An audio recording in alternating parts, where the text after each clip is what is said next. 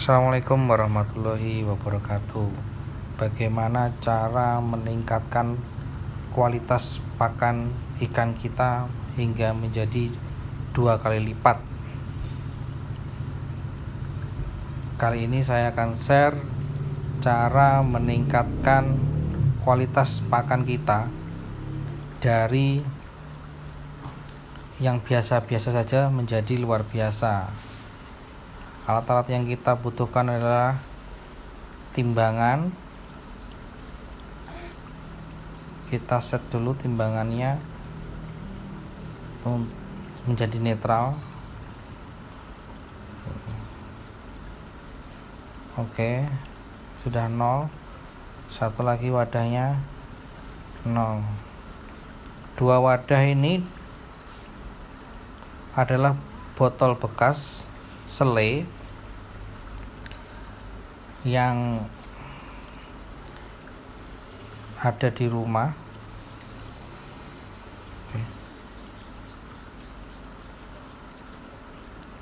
Dua botol ini akan membedakan mana pakan yang telah kita olah dan mana pakan yang belum kita olah.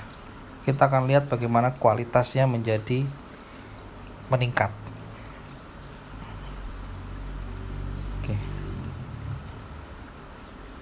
Ini adalah pakan untuk bahan percobaan kita hari ini.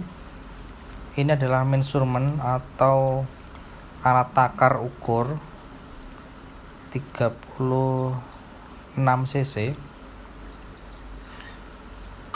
Jadi kalau kita kasih pakan ikan koi kita, sebaiknya dengan takaran, jangan perasaan, karena kita kan tidak tahu progres pakan ikan koi kita kalau kita tidak memakai takaran.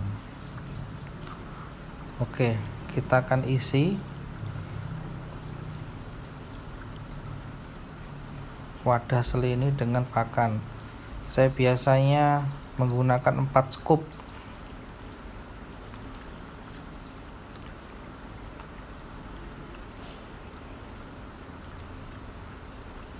Satu lagi.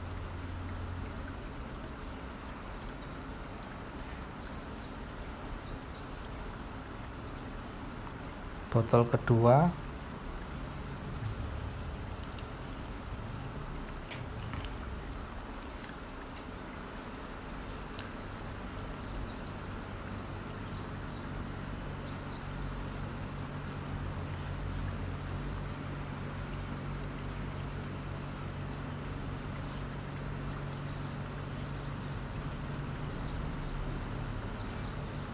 Oke, ini sudah 4 scoop. Nah, lalu kita akan mengukur apakah sama. Nampaknya sebelah kanan kurang sedikit.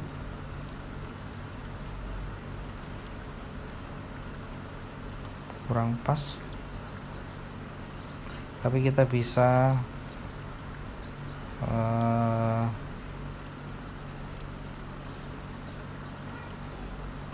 mengetahuinya setelah kita timbang. Nah, di sini terlihat 50 gram pakan untuk 4 scoop. Jadi per scoopnya itu sekitar 125 mg ya, atau 12,5 gram. Oke, sekarang sudah sama-sama 50 gram.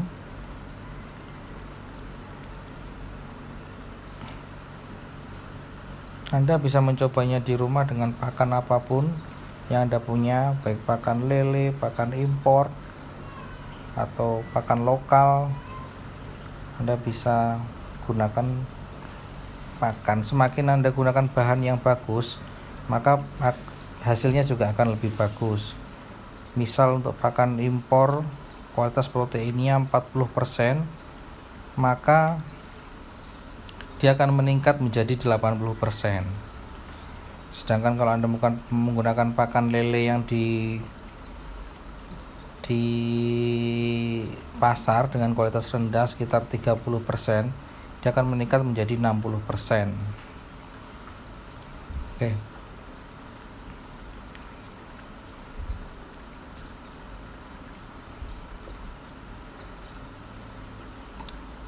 Dari tutupnya ini beda, kita bisa sengaja beda untuk meningkatkan membedakan mana yang pakan yang kita olah, mana yang bukan kita olah. Dan ini adalah cairan racikan sendiri, yaitu adalah cairan probiotik atau cairan yang mengandung bakteri baik. Tujuan bakteri ini adalah mengubah protein menjadi asam amino. Jadi sedikit sharing, tubuh ikan itu tidak bisa menyerap protein secara langsung, melainkan akan dirubah, protein itu setelah di perut ikan akan dirubah menjadi asam amino. Nah, asam amino itulah yang akan diserap oleh tubuh ikan. Jadi menurut keterangan dari Dinas Perikanan, bahwa pakan yang kita berikan kepada ikan kita itu tidak 100% diserap oleh ikan-ikan koi kita, melainkan sekitar 8 sampai 10% itu akan terbuang proteinnya melalui feses. Jadi Anda bisa bayangkan jika protein Anda beli pakan dengan protein 40%, maka sekitar 4% itu akan terbuang. Nah, sedangkan kalau kita menggunakan cairan probiotik, maka ikan akan sangat mudah menyerap protein itu, karena protein itu sudah diubah menjadi asam amino. Jadi tugas enzim-enzim atau bakteri yang ada di usus ikan dalam menyerap sari-sari makanan itu akan ringan. Kita mix.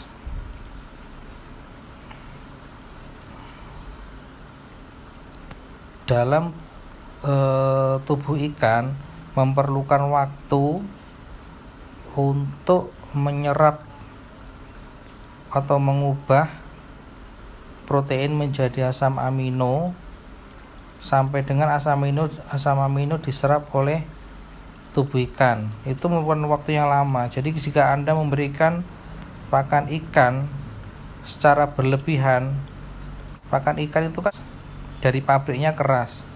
Ketika dia masuk ke perut ikan, dia akan mengembang. Nah, mengembang itu akan membuat perut ikan atau usus ikan itu tertekan, sehingga bisa iritasi atau lebih buruknya ususnya pecah gara-gara pakan yang mengembang dalam perut ikan. Anda bisa lihat setelah Anda kasih makan yang tidak dicampur dengan probiotik, maka ikan akan cenderung mendekati aerator atau aerasi, gelembung-gelembung udara, untuk membantu ikan itu oksigen. Dia akan berusaha mencari oksigen. Kenapa? Karena perutnya sesak. Pakan yang Anda kasih masuk ke dalam perut ikan, lalu mengembang sehingga membuat perut ikan itu sesak. Akhirnya menekan jantung, insang ikan, sehingga pernafasannya akan susah. Makanya dia cenderung mencari oksigen. Anda bisa lihat bahwa perlahan pelet-pelet yang ada di dalam botol ini mengembang.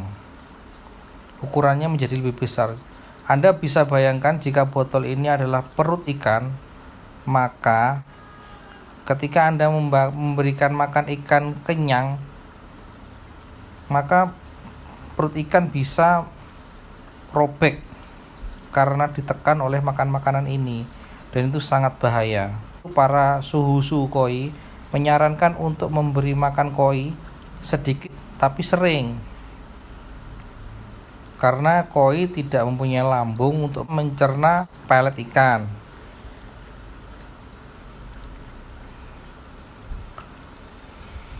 Dari sini kita akan melihat bagaimana probiotik bekerja pada pelet ikan sehingga pelet ini menjadi lebih besar mengembang. Perlu Anda perhatikan bahwa Anda bisa saja menyampurnya dengan air biasa. Akan tetapi air biasa itu jika pelet direndam terlalu lama dengan air tawar, maka air tawar tersebut akan mengikat protein larut dengan air tersebut. Artinya kualitas pakan Anda, misalnya proteinnya 10%, dia akan dikurangi atau diserap dengan air sebanyak 5%, sekitar 5%.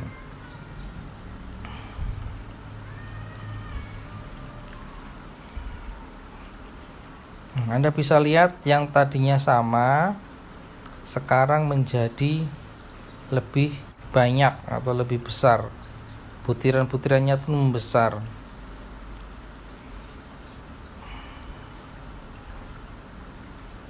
Jika Anda mencampurkan probiotik kepada pakan ikan, maka menurut Dinas Perikanan, asam amino ini dapat terserap sempurna dalam perut ikan atau oleh ikan, sehingga jika Anda teliti feses atau kotoran ikan yang keluar dari tubuh ikan itu mengandung protein 0%. Sementara jika Anda tidak mencampur dengan probiotik, maka sekitar 8% protein tersebut akan terbuang.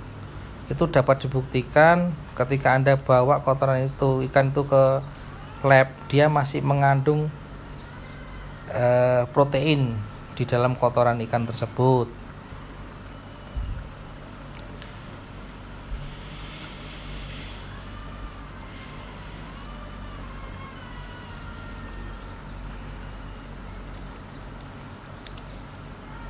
Perbedaan pelet yang tidak dicampur probiotik dengan dicampur probiotik.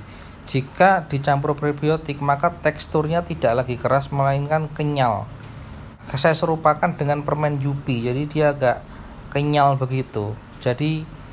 Dan setelah dicampur dengan probiotik, maka dia tetap akan mengembang jika kita kasih ke ikan kena air. Cuman tidak terlalu signifikan seperti sebelum dikasih probiotik. Nah, sekarang kita lihat perbedaan tadi. Jika kita masih ingat tadi 50%, sekarang proteinnya beratnya menjadi 100 gram. Tadi 50 gram, sekarang 100 gram. Nah, ini yang tidak kita campur tetap 50 gram. Artinya jika Anda membeli 1 kilo pakan dengan kualitas yang bagus, maka itu setara, jika Anda campur dengan probiotik, maka itu setara dengan 2 kilo. Luar biasa, bukan? Kita bisa lihat pelet yang tidak dicampur dengan probiotik sama yang dicampur dengan probiotik. Dengan secara skala berat, dia semakin berat 2 kali lipat, dari 50 gram menjadi 100 gram. Dari ukuran pun dia membesar.